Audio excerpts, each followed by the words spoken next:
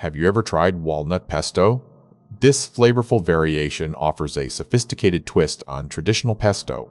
Today, we're exploring how it's made and why it stands out. Walnut pesto is a delightful variation of the classic Italian sauce, traditionally made with basil and pine nuts. This version replaces pine nuts with walnuts for an intense flavor profile. This walnut pesto recipe is simple, requiring just 5 ingredients: fresh basil, Parmesan cheese, garlic, olive oil, and walnuts.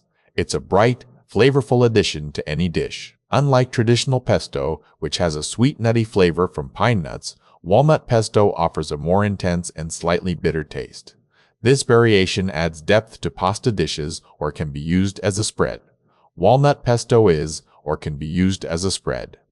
Easy to make. Simply blend the ingredients in a food processor until smooth. The result is a vibrant green sauce that can be stored for several days and used as needed.